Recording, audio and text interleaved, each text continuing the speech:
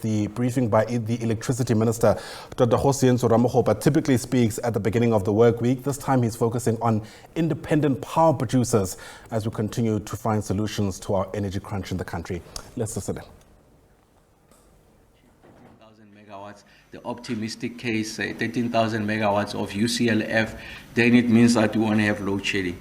What we are seeing now is even a 3,000 megawatts improvement on our own outlook, and it's thanks to the work that Eric, led by Bheki Nxumalo, are doing at Eskom. So it's important that we are able to consistently improve this kind of results. Of course, in numbers terms, it means that there's less and less reliance on diesel to power our electricity requirements. And in rand value terms, I mean, you can see that compared to the same period last year, same period starting 1st of April to the 17th of October, we had spent about 18 billion rands of diesel just to keep the lights on. So if you had to compare it with the period this year, 2024, 1st of April to 17th of October 2024, that number is about 12 billion less than what we had attained last year. So it's a significant shift. And in fact, we are sustaining it 66% below what was the same period last year. So if you like, there's a structural shift. What do I mean by structural shift? Is that there's less and less reliance on diesel.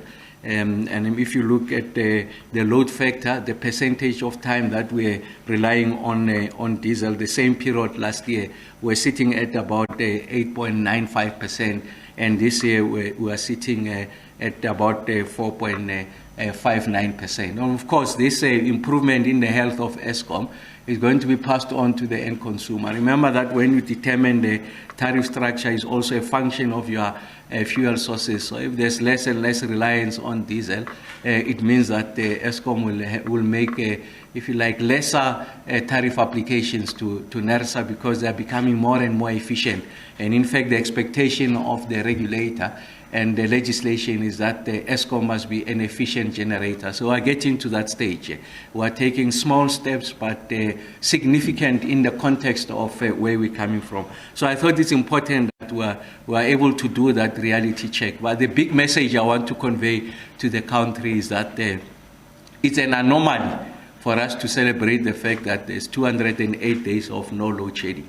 That should be, the standard is that there shouldn't be any load shedding. And in fact, the standard should further suggest that you should not rely on expensive fuel sources for you to keep the lights on. So I thought it's important that I make that point, so we do have that appreciation that really this is not an achievement. It's a step in the right direction. An achievement will be when there's absolutely no load shedding, and in fact, we are able to use cheaper forms of electricity generation for us to keep the lights on. And that's where the Independent Power Producer Program comes in. You know that it was introduced in August of 2011. So this is a disciplined way of government going out into the public through a transparent and competitive bidding process to procure cleaner forms of electricity generation. So the first generation of these bid windows were focusing on PV and wind. Like I said, now we've had a cycle of 9 bid windows since the inception of the program in August of 2011. Trailblazing, transformational, developmental, and I'll be able to surface what has been the achievement of this program over a period of time. But we are at one with the office that we think that the opportunities are vast going into the future. And with the introduction of the NTCSA, better alignment on this procurement of renewable or cleaner forms of energy generation, supporting and following the transmission development plan is going to help us to accelerate the onboarding of renewable energy generation capacity. I've made the point that the 7th administration, the Energy and Electricity Department, is going to accelerate this procurement program. And in fact, we want to be aggressive, and I'll show you some of the interventions, having engaged with the developers, the financiers, the stakeholders in this ecosystem, some of the proposals that have come through, and they are receiving our urgent attention on how best to improve this procurement program so that we're able to realize our ambitions. And of that 9 bid windows, we have had 141 preferred bidders appointed, and the total of these preferred bidders is about 13,422 megawatts. So that's significant. It doesn't necessarily follow that the entire 13,422 megawatts is operational, and in fact, of that 13,422 megawatts, about 7,335 megawatts are operational, coming from 95 projects of those 141 projects. And of course, it includes our peakers that Ben Diesel, Avon, and Didiza are part of the first generation of, if you like, the IPPs that we're able to procure. And then what is under construction is about 1,897 megawatts, and this comes from 17 projects. And we also know that there's 1,183 megawatts from 9 projects that are preparing to reach commercial and financial close. But for me, what is telling about the prospects and the opportunities that lies ahead is that there's 8,231 megawatts capacity currently in the market to be evaluated between now and next year. So that's significant. So you can see that there's a ramp up of this program. But from where I'm standing, I don't think that it is enough. I think that we should be multiplying this. What that multiplication is a conversation we're having with the IPP office, having with all the players in the ecosystem. So one of the things that we have achieved in the first few days of the 7th administration was our ability to exploit our convening power and call everyone in this space into one room so that we can critique, if you like, the 9 bid windows and see how best each and everyone can contribute towards a very efficient and seamless procurement of a renewable energy program. And I'll highlight some of the interventions that are under consideration. I'm confident that in the next 4 to 5 weeks we'll come out to the market with a degree of certainty on those reforms that we're introducing, the improvements that we're making to ensure that we're able to accelerate this program. This program is important because we have said to the rest of the world that we see ourselves contributing a reduction of anything between 350 to 420 million tons of CO2 equivalent per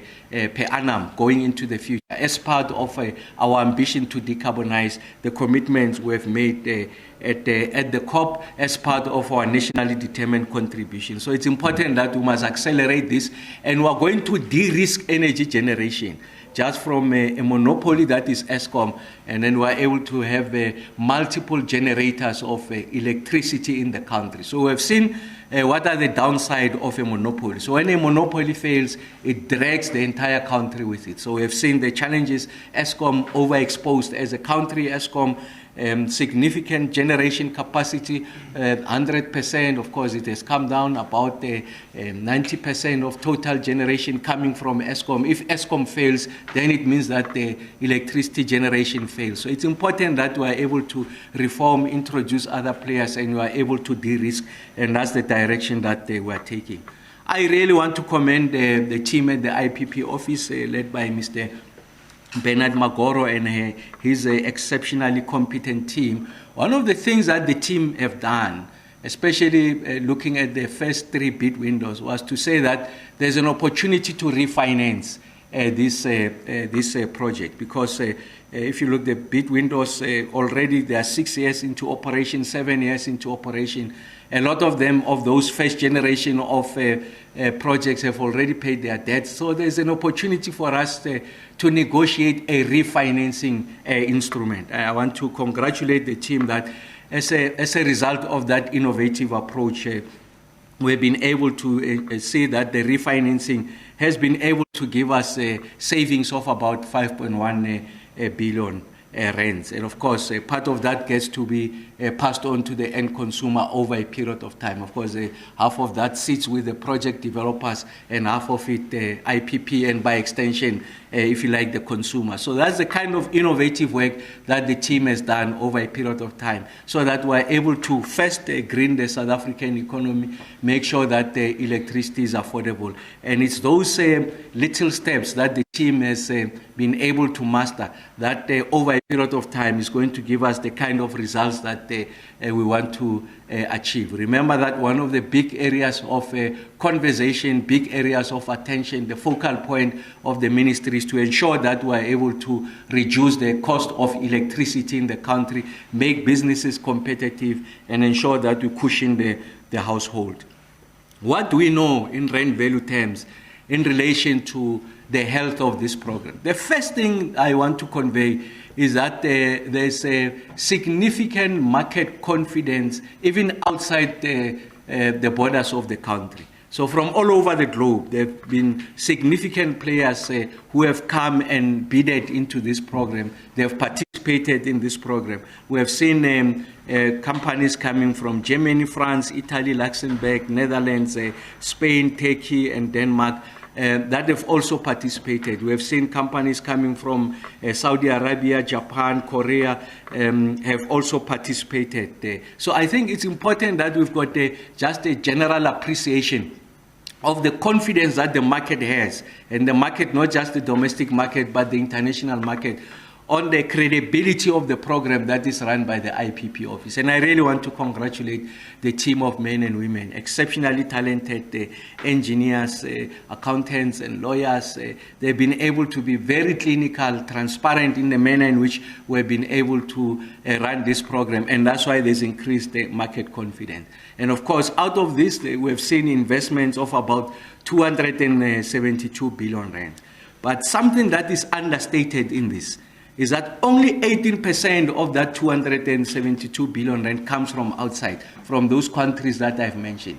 And in fact, 82% of these investments come from the South African commercial banks, comes from our own DFIs in the form of the IDC and the DBSA. So that's talking to, if you like, the robustness and the resilience of the South African finance community.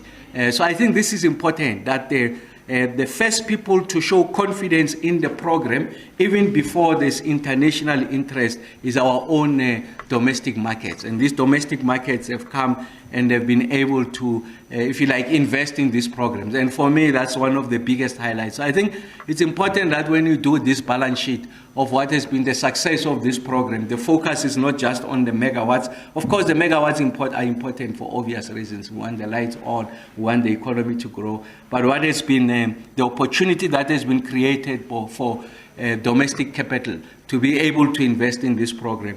And this is something for me that is commendable. Of course, I made the point that there's about 8,250 megawatts of these projects that are either in operation or in construction. I think one of the things that are telling about these statistics, I mean, we're doing a geographic mapping of where these projects are.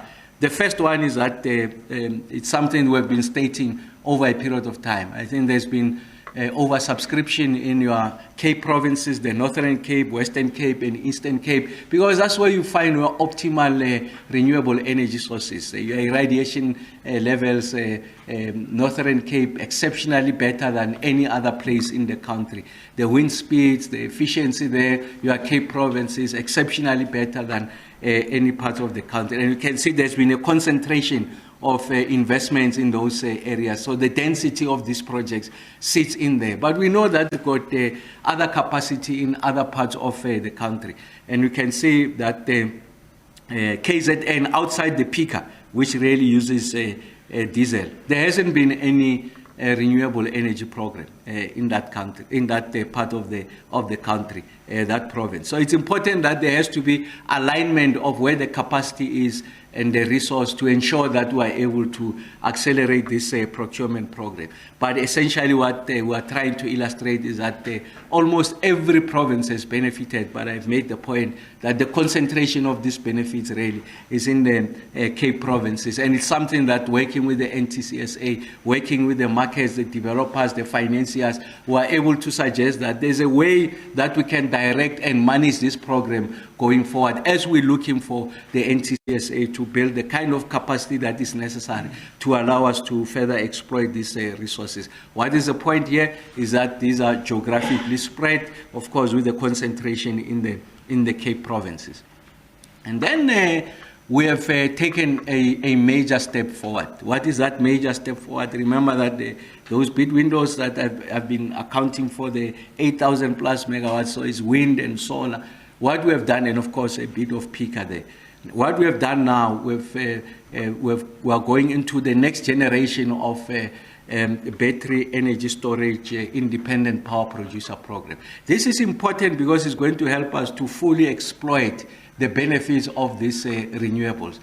We know during the day we've got the excess capacity. We can use that excess capacity to power the batteries. So essentially the batteries are storage, and then during the peak when we don't have wind, when we don't have sun, we draw from that stored capacity. And in that way, so it's able to flatten the profile of generation and availability, in that we are using technology to store this excess generation capacity. So bid window 1 projects have reached a commercial close. Bid window 1, of course, some of them are working towards a commercial close. Bid window 2, bids are already in evaluation phase. And what the team is doing is that they are doing the evaluation of these bids for battery, and they are also doing for the last bid window. So it just shows the capacity and the dynamic nature of the team. That over a period of time, the team has been a bit more dynamic, a bit more agile in how we're able to evaluate these bids, and we're becoming more and more efficient. And thanks to the work that Mr. Magora is doing there with the team. And of course, we identified the spine areas where there's no capacity, so essentially, if you like, grid capacity. So we are expanding, if you like, the renewable energy capacity in those areas. So you can see parts of the Northwest, the Free State, and the Cape provinces. So there's a science that underpins the work that the team is doing to ensure that as we grapple with the issues around the transmission development plan, there's things that we can do immediately. And battery storage offers a significant opportunity. And we expect the total of this bid windows is about 1,744. These are gradual steps, but I'm sure that we continue to perfect, get it right, and I'm sure we can go large scale so that we're able to benefit from this natural endowment. So storage is an important part of the conversation of the story for us to be able to ensure that it approximates base load conditions. And then an important feature of what we have observed over a period of time. So now we can do a longitudinal study, starting from 2011 bid window number 1, and then do an assessment 13 years later.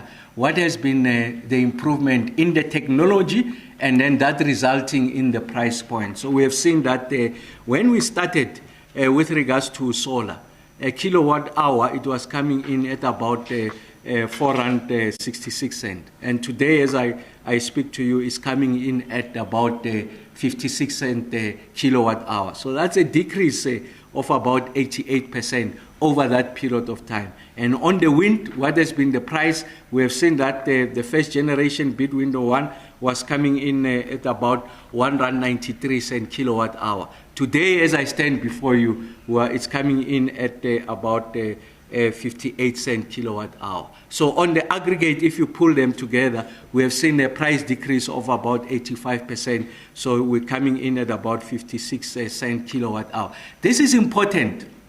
This is important outside the issues around greening, if you like, electricity generation. It's going to translate into cheaper electricity over a period of time. So that's the point I'm making. So I think it's important that the story about the price point, the story about the effectiveness, the efficiency of these technologies is illustrated in this. Just our own experiences in South Africa before we draw from other international experiences. And of course, couple this with battery storage, I think we can get, if you like, maximum value out of this. Of course, as I make this point, I do acknowledge the technical limitation, the non-dispatchable nature of this technology, the fact that it's intermittent, but we have been able to illustrate as a country that it can be done. A transparent, competitive process. The prices have been coming down. Now we are introducing battery. We are de-risking any electricity generation away from Eskom and finding new sources of electricity generation. And hopefully over a period of time, we'll see that benefit trickling to the end consumer. The socio-economic impacts of these programs are important. So the point I'm making is that we're not going to decouple the conversation about the need for us to accumulate and acquire the megawatts necessary for us to power the South African economy and ensure that we are able to attain, if you like, energy security. But it's important that you are able to incorporate in this conversation, in this program, other elements that are able to ensure that we are able to achieve the transformational, if you like, ability or capability of this program. What are some of those significant features? 85,800 job opportunities created for South African citizens over a period of time. Of course, the peak of those job opportunities is during construction. I'm the first one to admit that once they're in operation, of course, the number of jobs, they come down, and they come down significantly. But you can't take away the fact that over that period, and especially the peak, we've been able to employ about 85,000 plus people. And of course, I made the point about the CO2 equivalent. We've got an ambition of greening the South African economy, have got an appreciation of our obligations as a country, contributing about a third of the emissions on the continent or in sub-Saharan Africa. So we've got a disproportionate amount of responsibility to ensure that we are able to contribute to the reduction. So the million tons offset of about 114.8 million tons that have been achieved since the inception of this program. And then the shareholding.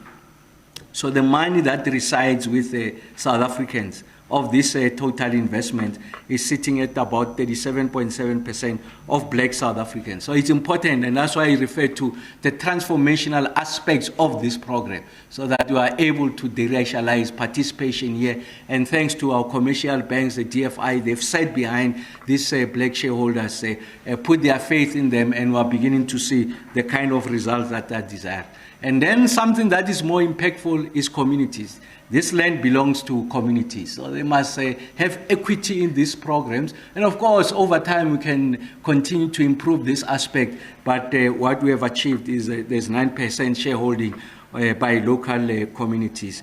And of course, the spend on the local content is about 76.6 billion rands, and of course the contribution of the socio-economic aspects to this work is about 3.8 billion rands, and then significant savings to water. If you were to compute, if we were to generate this outside using other technologies, would have spent about 135.7 million kiloliters of water if we had not gone through this program but relied on other technology sources. So this is the amount of contribution and development that we have seen over time, and the BEE spend is about 105 billion rand. So that's significant. The point we want to show to the country is that we are alive to the socio-economic impact as we continue to accelerate this program to give us the kind of results that are required. So those results are measured using multiple matrices, not just the megawatts, but what are the socio-economic impact, the participation of the local market in this program. I've made the point, 82% of that 276 is, if you like, rand-based. So that's the kind of investments that have been made over time. So as I conclude, we think that there can be improvements, and this is a part of the conversations that we have had with the players in the space. We hosted a seminar where we brought the financiers, the project sponsors, the chaps who are sitting with the technology, the know-how, the engineers, the IPP office, the NTCSA, everyone in the public sector ecosystem to say, let's have this conversation. So there shouldn't be a separate discussion by the developers on the one hand, and then you have the financiers. Let's come into one room, because the success of this program is predicated on a seamless working relationship of the interest of the various players in that ecosystem. So I think it's important that we're able to address that. What are some of the issues that will come out now in the next few weeks to announce how best we are going to deal with them? And some of them are apparent, these things that we have known. So the first one is that working with Eskom, we will find ways to reduce your CELs and also your budget code timeline. So what we have seen is that the timeline that it takes for you to be able to obtain this is it's inordinate. So it undermines the bankability, the credibility, the efficiency of this program. So it's important that we are able to address this question. And this sits with us, if you like, SOE, Eskom, is in the stable of the private sector, so public sector rather. So it's in our interest that we should be able to truncate those processes. And in so doing, we're able to ensure that the projects reach financial close much quicker. And we know also that there's over 10 gigawatts of determined RE capacity, renewable energy capacity, that is currently available for reallocation in new bid windows. So we know that almost sterile, so we can reallocate this in the the new bid window. So in this way, you are able to ensure that before you talk even the next rounds, there's a 10 gigawatts that is sitting there. Of course, it's a function of the conversations with the NTCSA without necessarily putting them, if you like, in the limelight. One of the issues that requires attention is for them to look at this and how best they can contribute towards ensuring that we're able to free this gigawatts so that the economy can benefit from that. But it's a conversation we'll have with NTCSA. To the extent that this can be done, I'm sure that we'll be able to come out into the public and share with you how we're going to address this. And then there's an idea that we are entertaining to say that the next bid window should target the project that they already have secured the budget codes. So what we know is that there are delays, there are projects that are sitting with the budget codes, and of course they go through the same process as all other projects. But if you come to think of it, those who have an appreciation of how this procurement process works is that your budget code is a critical milestone in you getting to commercial close. So we think that there's a way for us to nuance, if you like, this procurement process and ensure that those that have already secured budget codes, in fact, are the ones that are first online. Like I said, is that discussion we're having, but we're gravitating towards all of these things. The point I'm making is that there's an appreciation that there are things that you can do even before you announce the next bid windows that can be able to ensure that it restores or strengthens the confidence of the market in this program that we are running. And then the other point we are making is that there should be a geographic targeting of procurement rounds. So we know that there are corridors where the grid capacity is not there. I've made the point, KZN, outside the PICAS, there is no application in relation to renewable.